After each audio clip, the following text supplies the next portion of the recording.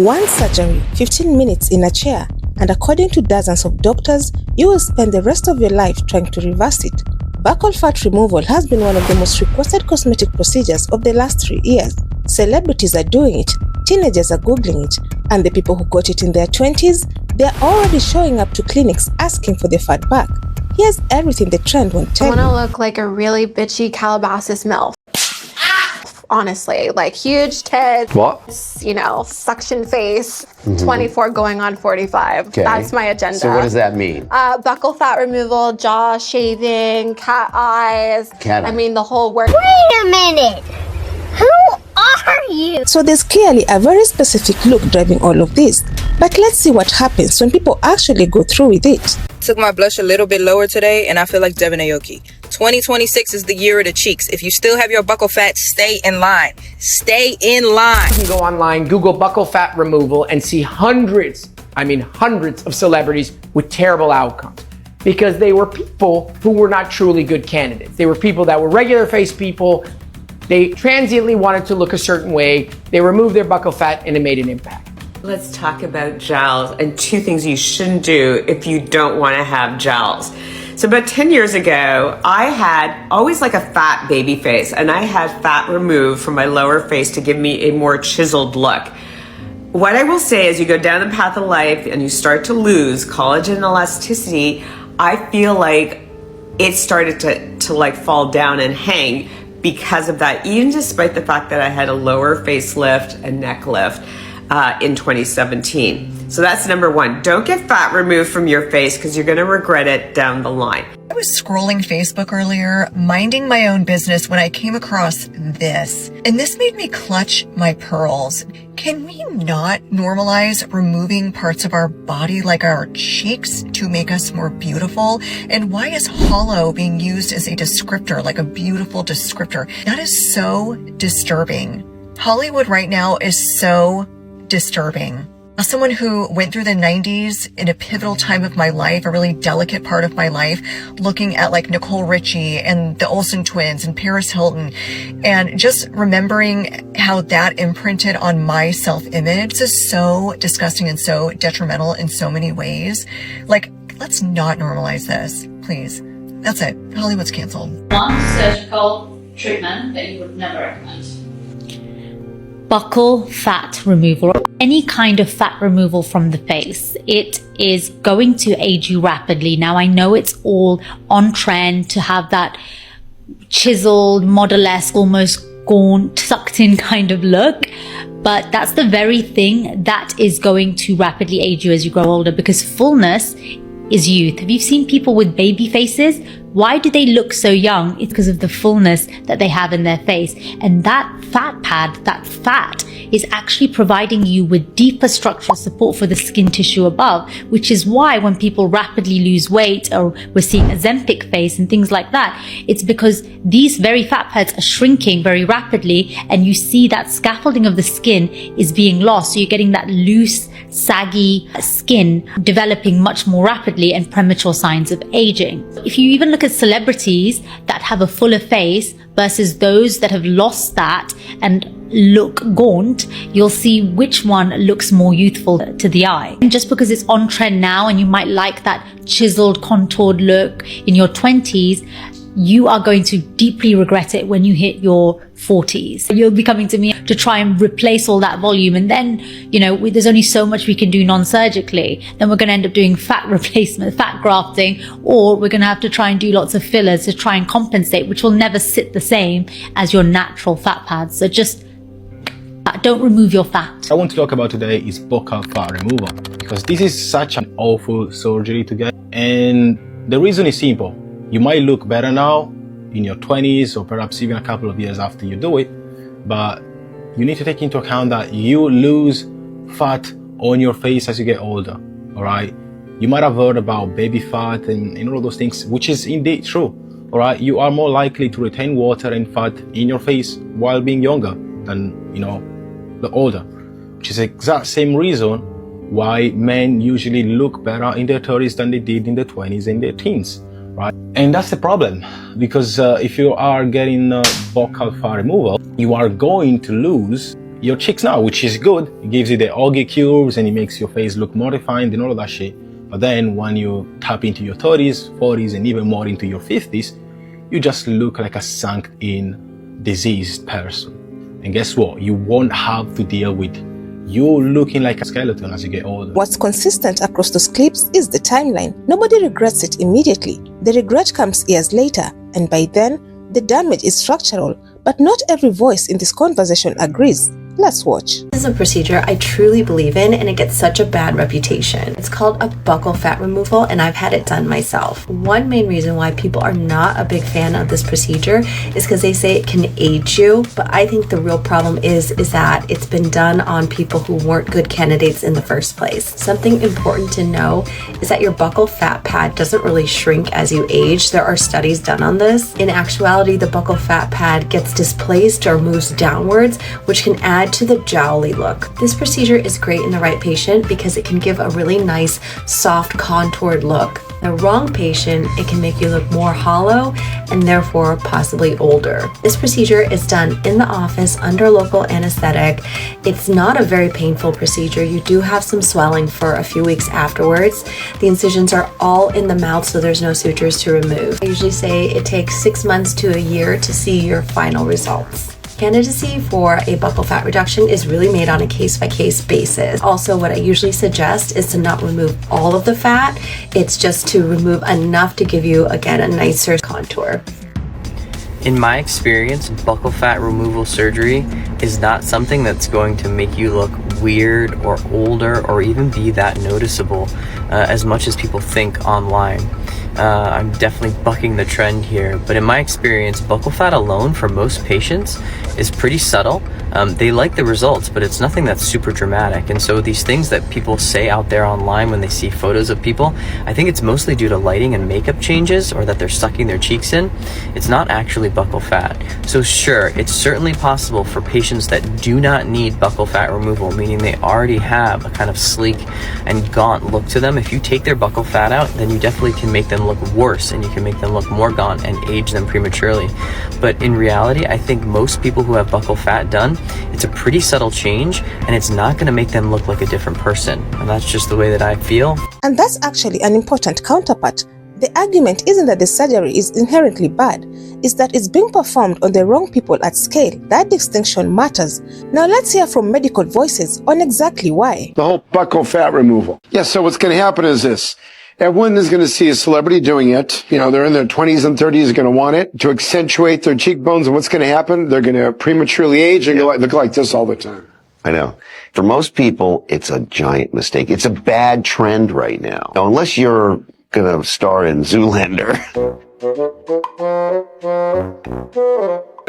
Hey, y'all, come look at this.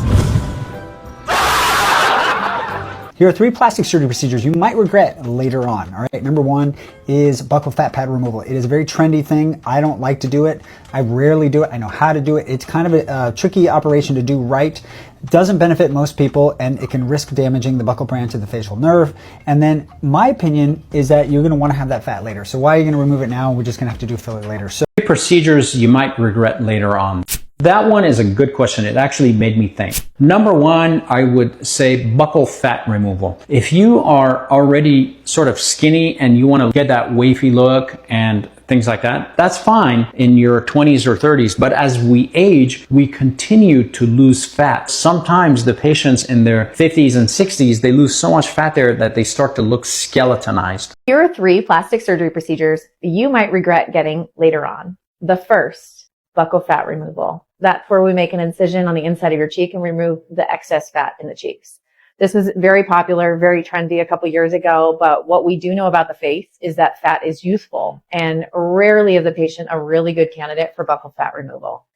Also, there's some very important facial nerves in that region, so if you are going to have it done, make sure that you go see a plastic surgeon who's really well versed in it, very familiar with the anatomy in that region. So the core medical argument against this is pretty clear. Fat isn't the enemy, it's the scaffolding. Remove it in your 20s and you're essentially borrowing against your face's future. Because what we just watched is not a clean surgery is bad, don't do it conversation. It's more nuanced than that, and you deserve the full picture. Your face loses fat as you age. That is not a theory or a scare tactic. That is just autonomy. The buccal fat parts sit in the middle of your cheek, and they do 2 things. they give your face its shape, and they provide structural support for all the skin and tissue sitting above them. Think of them less like excess fat and more like load-bearing walls. When you're young, those walls are doing invisible work. You don't notice them because everything looks full and lifted. The problem is the moment you remove them, you've permanently changed the architecture of your face, and you won't feel the consequences until the rest of your face starts aging around that missing structure. And that's what the surgeons in this clip keep circling back to. It's not that the surgery looks bad immediately. In your 20s, with full collagen and good skin elasticity, you might genuinely love the results. More defined, more contoured, more editorial. The issue is that you are making a permanent decision on a face that is still going to keep changing. And the change you just made is going in the opposite direction of where your face naturally needs to go to age well. Hey guys, so have any of you considered taking Ozempic or semaglutide recently? So while it can create a ton of weight loss and get you the body that you're looking for, it can also come with a few unexpected effects, such as volume loss in the face, which ultimately could lead to a much more aged looking appearance. Volume loss in the face after Ozempic has been dubbed Ozempic face. You've also probably heard the term Ozempic face by now, that gaunt, hollowed, prematurely aged look that comes from rapid weight loss. The reason it happens is exactly the same reason buccal fat removal causes long-term problems. When fat disappears from the face quickly, the skin loses its scaffolding faster than it can adapt, and you get sagging, loose skin, and a skeletal appearance that no topical product can fix. Buccal fat removal is essentially a slower, surgical version of that same process. You're not losing weight across your whole face, but you are removing a very specific structural fat pad. And as the rest of your face continues to lose volume naturally over the decades, that missing pad becomes increasingly obvious. By your 40s, you're not looking contoured anymore. You're looking hollowed.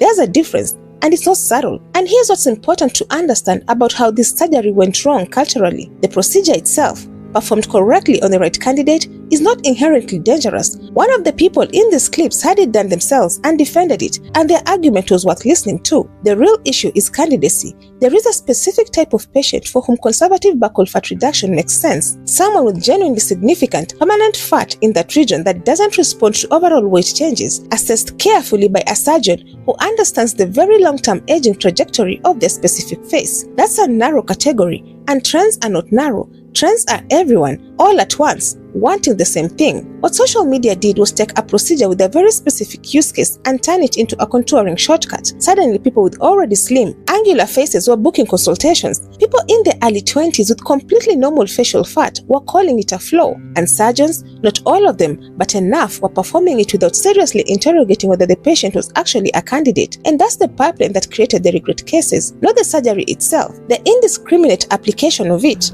When it comes to buccal fat removal, you must look at the right patient who really has, let's say, a full or chubby cheeks.